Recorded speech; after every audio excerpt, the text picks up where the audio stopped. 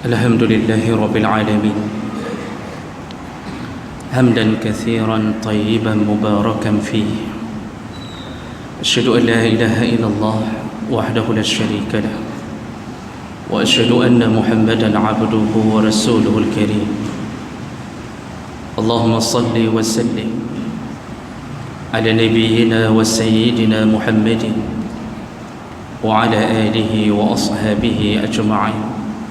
أما بعد، فيا عباد الله، أوصيكم وإياي بتقوى الله، فقد فاز المتقون.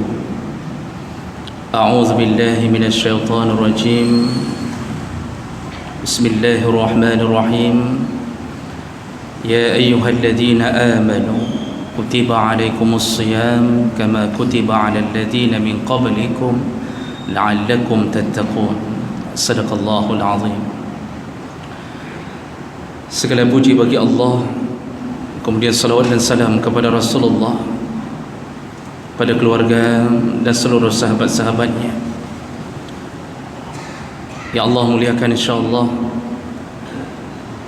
jamaah salat Jumaat beserta dengan para pengurus masjid yang telah menyempatkan waktu berhadir karena Allah, dan semoga kehadiran kita tercatat di sisi Allah Subhanahu wa taala. Jemaah yang dimuliakan Allah Subhanahu wa taala, hari ini hari pertama kita berada di dalam bulan yang mulia, di hari yang mulia, di waktu yang mulia, dan ini semuanya tidak akan datang kecuali dengan izin Allah Subhanahu wa taala. Perlulah kita ketahui, sewaktu Allah memanggil orang-orang untuk mewajibkan Ramadan, Allah memanggil dengan gaya bahasa ya ayyuhalladzina amanu, wahai orang-orang yang beriman. Allah memanggil yang beriman. Maka ini indikasinya bahawa seakan-akan Allah ingin mengatakan yang diterima puasanya hanya dari kalangan orang-orang yang menjalankannya dengan iman. Karena ramai orang yang berpuasa hari ini, dia tidak menjalankannya dengan iman. Iman itu total percaya kepada wujud Allah dan kekuasaan Allah. Sebahagian orang hari ini percaya dengan wujudnya Allah, tapi kadang-kadang kurang yakin dengan kekuasaan Allah, kurang yakin dengan janji-janji Allah. Makanya ada kadang-kadang saudara kita, kalau kita tanya apakah Allah itu ada, pasti dia menjawab ada. Tapi kemudian dia tidak salat, dia tidak melakukan amal yang diperintahkan Allah. Dia yakin Allah itu ada, tapi dia tidak yakin bahawa janji Allah itu benar. Dia tidak yakin dahsyatnya azab dalam neraka Allah bagi orang yang tidak salat, dan dia tidak bersemangat dengan janji Allah yang menyatakan indahnya surga. Maka Ramadan ini Allah panggil kepada yang percaya kepada Allah, percaya pada wujudnya Allah, dan percaya kepada janji Allah Subhanahu wa taala. Jemaah menekan Allah, maka di antara yang harus kita imani adalah janji-janji Allah. Allah janjikan kepada mereka yang berani melanggar sesuatu yang telah Allah wajibkan, maka dia akan terhina di dunia dan di akhirat. Orang kalau berani meninggalkan puasa satu hari saja tanpa uzur, tidak sakit, tidak safar, tetapi tidak berpuasa, maka Nabi SAW pernah mengatakan, barang siapa yang meninggalkan puasa, maksudnya dalam bulan Ramadan, tanpa uzur, maka walaupun dia menggantinya 1000 tahun lamanya, belum bisa memadamkan kemarahan Allah di atas dosanya.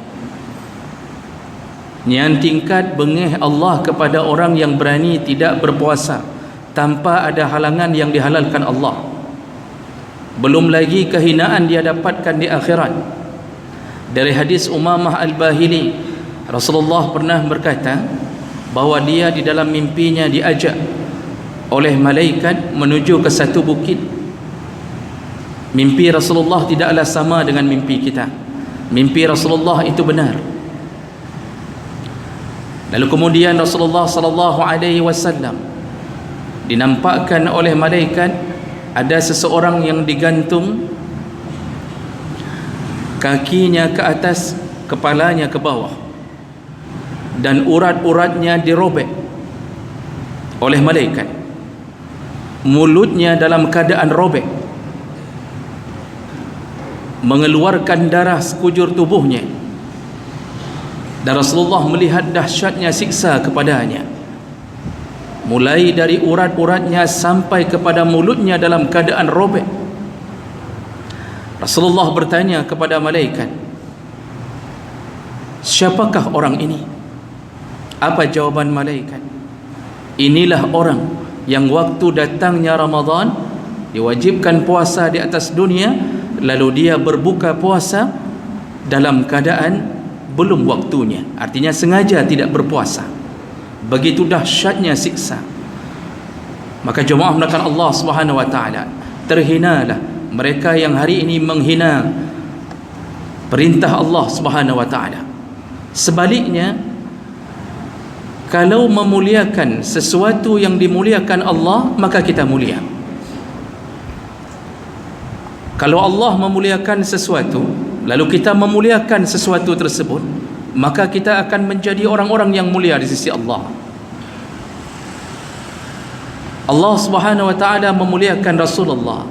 Maka siapa yang memuliakan Rasulullah, mulialah dia di dunia dan di akhirat. Bahkan dikumpulkan satu surga bersama Nabi sallallahu alaihi wasallam.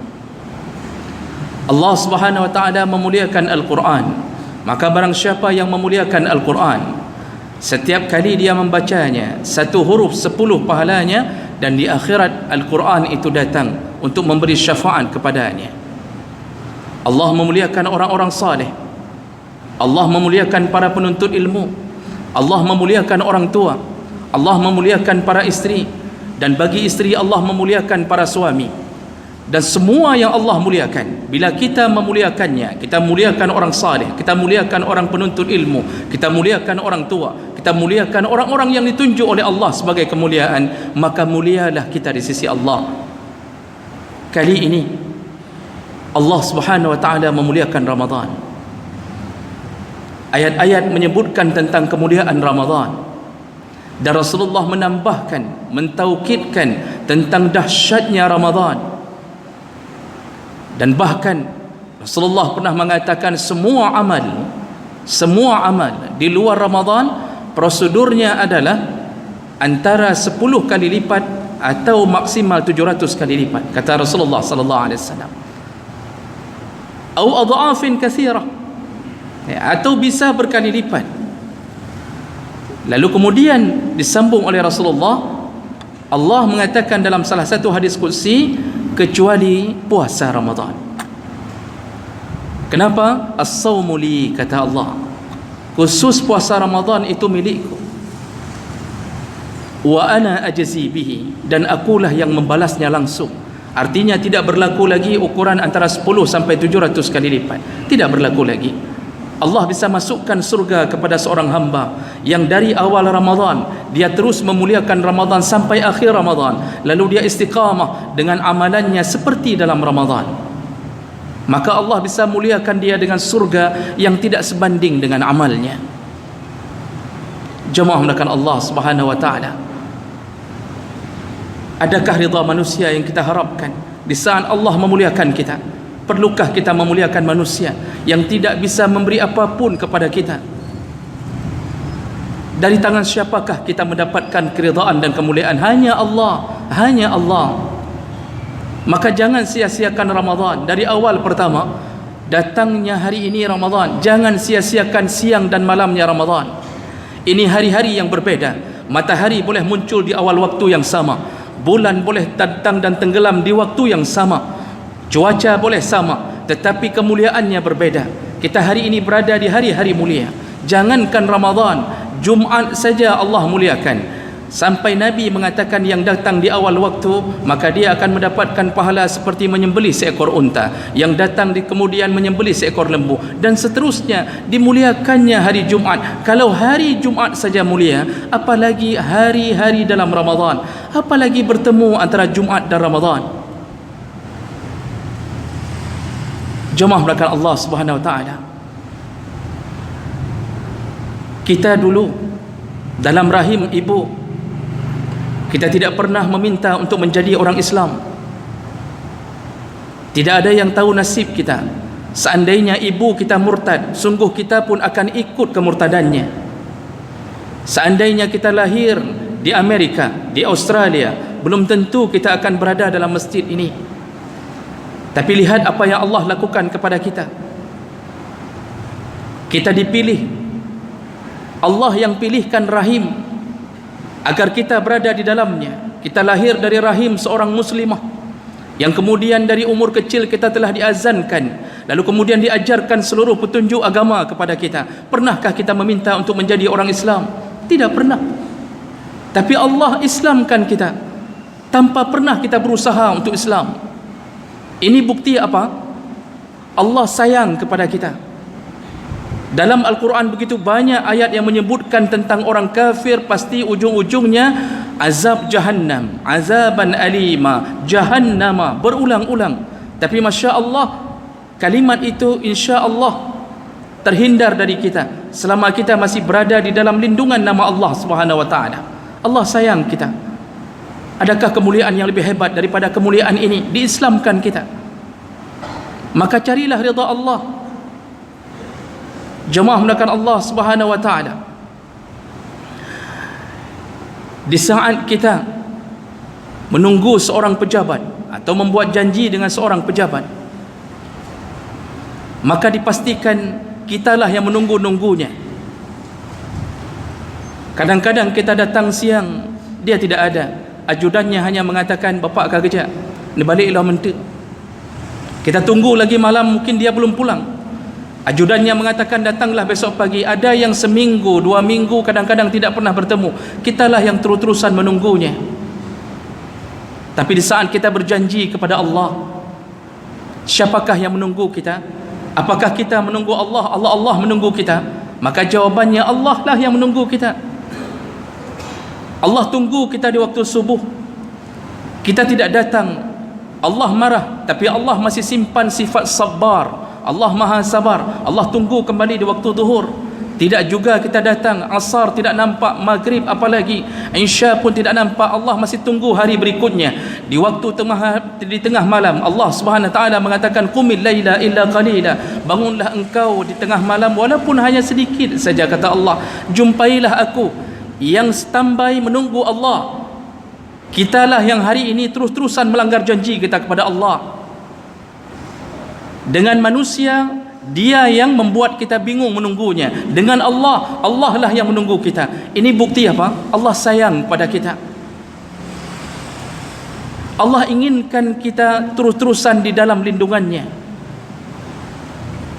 Jemaah mulakan Allah Subhanahu wa taala, bila kita berhubungan dengan satu manusia, beribu tahun kita berbuat baik kepadanya, sekali timbul kesalahan yang kita lakukan atau kesilapan, maka yang diingat oleh manusia itu apanya?